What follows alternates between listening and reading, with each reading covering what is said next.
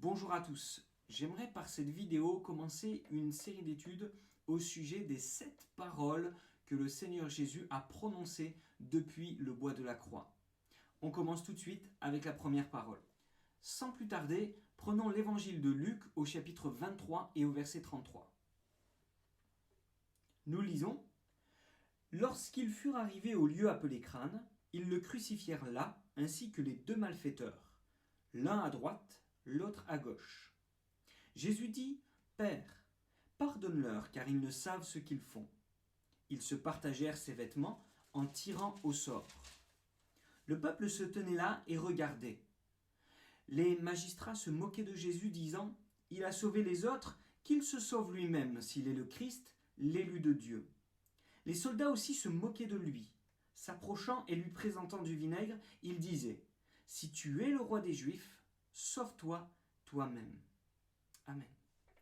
Revenons à cette parole de Jésus. « Père, pardonne-leur, car ils ne savent ce qu'ils font. » Jésus commence par dire « Père ». Nous nous souvenons que Jésus-Christ n'est pas un homme parmi les hommes, n'est pas même un homme venu sur terre de la même manière que tous les hommes, avec un papa et une maman qui se sont unis. Jésus-Christ est le Fils de Dieu. Nous le découvrons dans l'évangile de Luc au chapitre 1 et au verset 35, où l'ange dit à Marie que le Saint-Esprit viendra sur elle avec la puissance du Très-Haut qui la couvrira, et que c'est pour cela que l'enfant qui lui naîtra sera appelé le Fils de Dieu. Jésus-Christ est venu sur la terre comme c'était annoncé des siècles auparavant par le biais d'une vierge qui s'est appelée Marie. Et cette jeune femme n'a rien fait pour être enceinte de cet enfant, de Jésus. Simplement, elle s'est soumise à la volonté de Dieu et lorsqu'elle a appris ce que Dieu voulait faire avec elle, elle a prononcé ces paroles qui sont vraiment un exemple pour nous. « Qu'il en soit fait selon tes paroles à ta servante. » Je crois que c'est cela qu'il faut retenir de Marie. Et Jésus-Christ est réellement le Fils de Dieu. Jésus-Christ est en train de passer par les heures les plus sombres de sa vie, les moments les plus difficiles. Le contexte est horrible, il est en train d'agoniser sur le bois de la croix.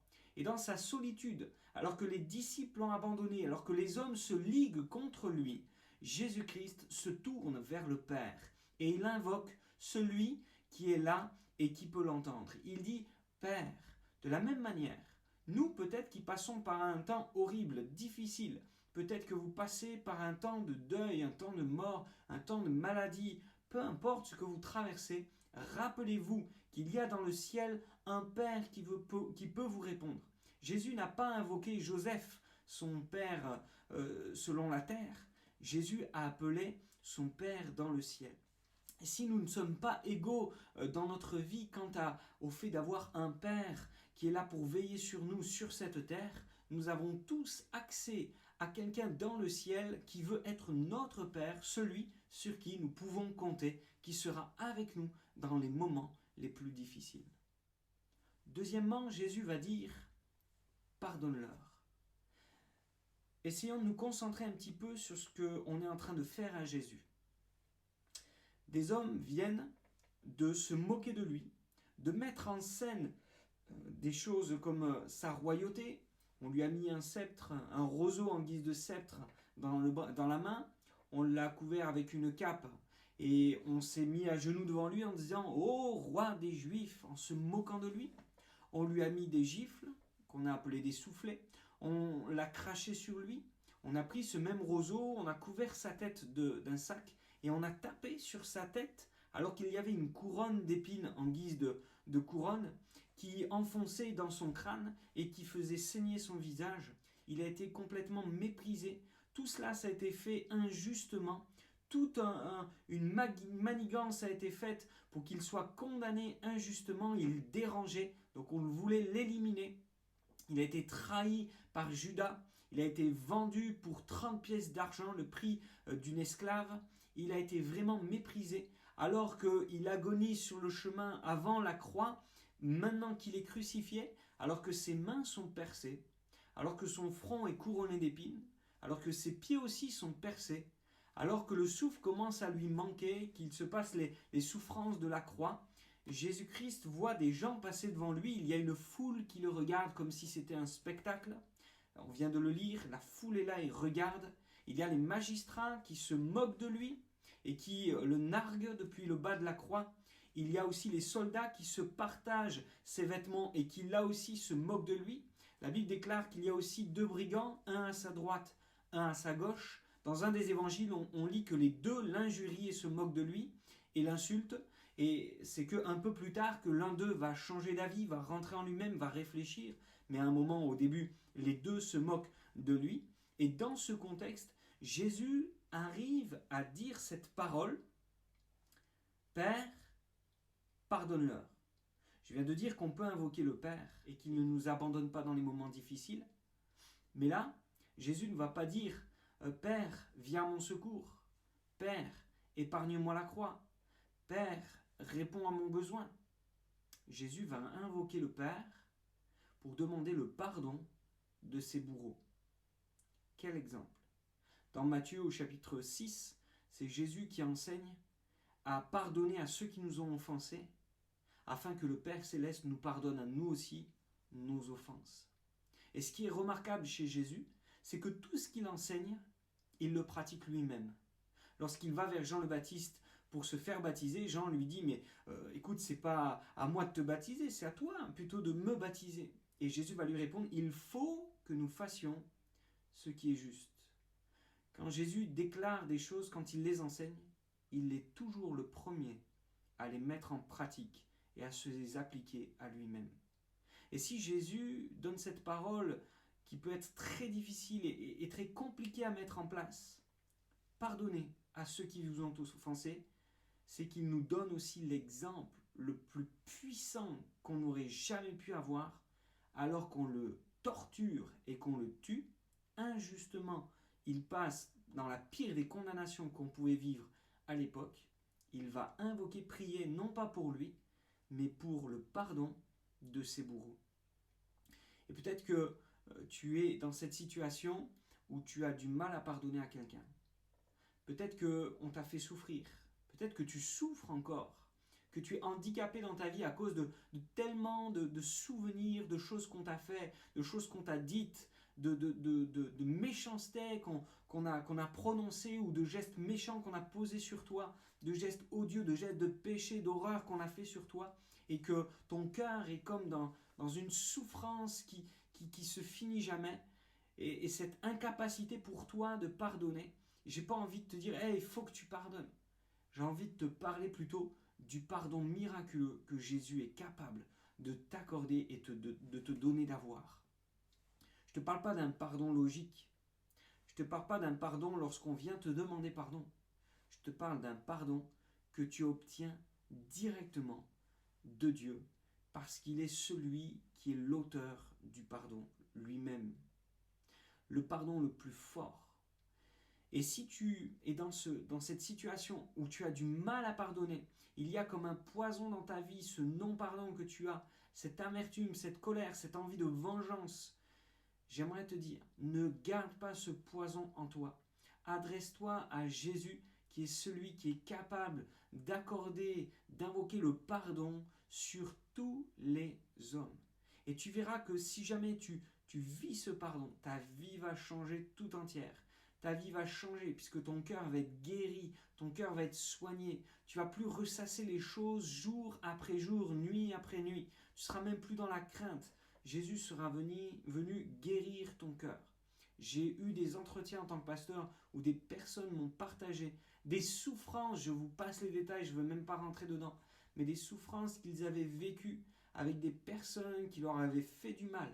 Et comment dans un temps d'intimité avec Jésus, elles avaient reçu cette capacité miraculeuse et surnaturelle de pardonner à leurs bourreaux, à ceux qui leur avaient fait du mal. Je ne te dis pas du tout ça pour te dire il faut que tu pardonnes, mais plutôt de dire c'est possible. Et si tu en souffres encore aujourd'hui, il y a une solution pour ta vie, pour que tu puisses pardonner aux autres et toi-même être libéré de ce poids qui t'empêche de vivre heureux dans ta vie. Peut-être que la personne à qui tu dois pardonner, c'est pas quelqu'un d'autre, mais c'est toi-même. Peut-être que tu es dans cette situation où tu n'arrives pas à te pardonner toi-même quelque chose. Tu as fait quelque chose, tu as dit quelque chose, tu as pensé quelque chose, où tu as été absent dans une situation où tu aurais dû être là, et ça apporte sur ta vie une culpabilité qui t'handicape et qui t'empêche d'être heureuse, d'être heureux, ou de t'autoriser d'être joyeux et de vivre la vie pour laquelle Dieu t'a créé. J'aimerais te dire là encore, si Jésus a été capable d'invoquer, de demander à Dieu de pardonner à des personnes qui étaient en train de tuer, de torturer, des personnes qui étaient en train de se moquer de lui d'une manière effrontée et la plus méprisante possible, c'est que toi aussi, quoi que tu aies fait, Dieu peut te pardonner. Quoi que tu aies fait, Dieu peut te pardonner. Peut-être que ça va demander à ce que tu avoues ta faute. Peut-être que ça va demander à ce que tu répares ce que tu as fait, ce que tu as cassé, ce que tu as brisé, qui tu as abîmé, etc. Peut-être que ça va demander de prendre du courage et de régler la chose en la confessant, en l'avouant peut-être à d'autres personnes. Mais sache que si tu le fais, tu seras délivré. Et Dieu, là encore, est capable, miraculeusement, de faire qu'alors que tu as peur des conséquences qui sont là, eh bien Dieu t'aide et t'accompagne. Et ce qui allait être catastrophique pourra se changer en une solution pour ta vie afin que tu sois à nouveau en paix avec toi-même, en paix avec Dieu et en paix avec ceux qui t'entourent. Il y a une solution à ta culpabilité, c'est l'œuvre de Jésus sur le bois de la croix, où il a payé pour que tous les hommes puissent obtenir le pardon de tous leurs péchés, quels qu'ils soient. Dernière partie, j'aimerais que nous pensions juste à cette parole, ils ne savent ce qu'ils font. À l'époque où Jésus dit ces choses-là, dans ces moments-là, les gens ne réalisaient pas qui ils crucifiaient. Les gens ne réalisaient pas la portée de ce qu'ils étaient en train de faire. Les gens ne réalisaient pas de qui ils se moquaient, etc. Les gens ne réalisaient pas les conséquences du péché qu'ils étaient en train de commettre. Et c'est ce que Jésus va dire, pardonne-leur, car ils ne savent ce qu'ils font. Leur conscience est obscurcie, ils sont dans les ténèbres. Ils n'ont pas été éclairés sur la vérité de ce qui était en train de se passer. Et je nous pose la question, est-ce que nous pensons qu'au jour d'aujourd'hui, les gens, le monde est conscient de ce qui est en train de se passer pour eux et de ce qu'ils sont en train de faire? Je crois que beaucoup de personnes, à cause de leur morale, croient que ce qu'ils font est bon. Quand on voit les gens se tourner vers la voyance, vers l'occultisme, et même des fois vers la religiosité, vers la religion, ils croient que c'est bon, et, parce qu'après tout on ne fait pas de mal, c'est entre nous et nous et le monde spirituel, etc. La Bible déclare qu'il y a plein de choses qui sont du péché et que les hommes ne sont pas conscients que c'est vraiment des choses mauvaises et qui attirent sur eux toutes sortes de malédictions et de choses dont Dieu aimerait les délivrer et les laver, les purifier. En même temps, il y a des péchés, des choses que les gens font et ils pourraient se justifier en disant mais moi j'ai pas eu une vie facile ou alors on fait pire que moi, etc. Les gens sont inconscients des conséquences de ce qu'ils sont en train de faire. Et de la même manière que Jésus priait Dieu pour que le pardon puisse venir sur leur vie, nous aussi nous avons cette capacité de demander à Dieu de venir pardonner notre entourage, ceux qui sont autour de nous, ceux qui nous font du mal et ceux aussi qui sont tout simplement plongés dans les ténèbres. Jésus-Christ avait dit « Je suis la lumière du monde ». Dans Jean chapitre 9, il disait « Tant que je suis dans le monde, je suis la lumière du monde ». Et après, Jésus a pu dire aussi « Vous êtes la lumière du monde ». Jésus, lorsqu'il était sur la terre, apportait un éclairage sur les conséquences du péché et sur la situation des hommes. Et aujourd'hui, Jésus-Christ est mort sur cette terre, il est ressuscité, il a été enlevé dans le ciel, il est dans le ciel, vivant pour toujours, à répondre à tous ceux qui le prient et qui l'invoquent. Et maintenant, il a confié à ceux qui avaient cru en lui, ceux qui avaient reçu son enseignement et sa parole, à eux-mêmes le transmettre à d'autres et devenir pour les autres une lumière pour ce monde, afin qu'ils ne soient plus dans ils ne savent ce qu'ils font, mais plutôt ils ont compris et ils crient à moi pour que je les pardonne. Ils crient à Dieu pour qu'ils soient pardonnés en mon nom, dira Jésus. Et c'est très important que nous prenions à cœur aussi ce rôle d'information, de témoignage envers le monde. nous qui avons été éclairés sur notre situation de pécheur, sur les conséquences qu'a tiré sur nous ce péché, l'enfer, la désapprobation de Dieu, la condamnation, parce que Dieu ne peut pas tolérer le péché, il n'est pas d'accord avec le péché, il ne peut pas dire c'est pas grave, il est saint, et le péché attire sur nous une condamnation. Maintenant, il a donné une solution, il a envoyé une bouée de sauvetage, la personne de Jésus, qui a payé pour nos péchés, et s'il est obligé de dire tout le monde est pécheur et mérite l'enfer, il a dit aussi quiconque croit en Jésus-Christ ne périra pas, mais il aura la vie éternelle et le pardon de ses péchés. Et cette bonne nouvelle, nous avons comme mission, nous qui avons déjà cru et reçu le pardon de nos péchés, de la transmettre aux autres, parce qu'ils ne savent pas ce qu'ils font.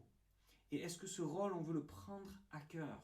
Nous devenons la lumière du monde. Nous voulons éclairer notre prochain, le monde, déjà en rendant un bon témoignage, et puis en vivant tout ce que Dieu a prévu pour nous, et cette vie de qualité qui donne envie aux autres, qui fait qu'eux aussi voudront vivre cette paix intérieure, et cette paix aussi avec les autres, cette capacité de pardonner, et de ne pas être dans l'amertume, la colère, la vengeance, la suspicion, mais d'être dans la paix de savoir que Dieu prendra soin de nous, quoi qu'il arrive, notre vie ne s'arrêtera pas ici-bas, mais Dieu nous réserve quelque chose d'extraordinaire dans le ciel, et ça va être magnifique. Je rappelle cette parole de Paul dans Romains, je crois au chapitre 10, qui dit quiconque invoque le nom du Seigneur sera sauvé. Mais comment invoqueront-ils celui en qui ils n'auront pas entendu parler? Comment entendront-ils parler si personne ne prêche? Comment prêcheront-ils si personne n'est envoyé? Je crois que c'est important que nous prenions conscience que nous avons un rôle d'information. Cette parole de Jésus sur la croix nous dit qu'il y a un Père dans les cieux sur qui on peut compter dans les situations les plus difficiles.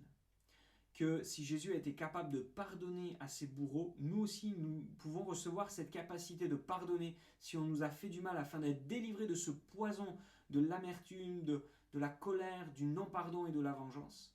Et en même temps que nous pouvons nous-mêmes recevoir un pardon qui dépasse tout ce que nous aurions pu faire de mauvais sur la terre et dans notre vie. Et troisièmement, de la même manière qu'à l'époque de Jésus, les gens n'étaient pas conscients de ce qu'ils faisaient, nous sommes dans un monde qui n'est pas conscient de sa noirceur, parce qu'il n'a jamais connu la lumière, donc il ne sait pas qu'il est dans les ténèbres. Et nous avons comme rôle d'éclairer le monde en rendant un bon témoignage, en leur racontant ce que Jésus a fait, cette solution, cette possibilité d'être pardonné et de pardonner l'impossible, afin que le monde puisse vivre cette nouvelle vie, cette qualité de vie qui est la vie éternelle, cette vie selon Dieu qui nous est décrit dans sa parole. Voilà simplement un partage sur cette parole de Jésus. Père, pardonne-leur, ils ne savent ce qu'ils font. Que Dieu vous bénisse et à bientôt. Au revoir.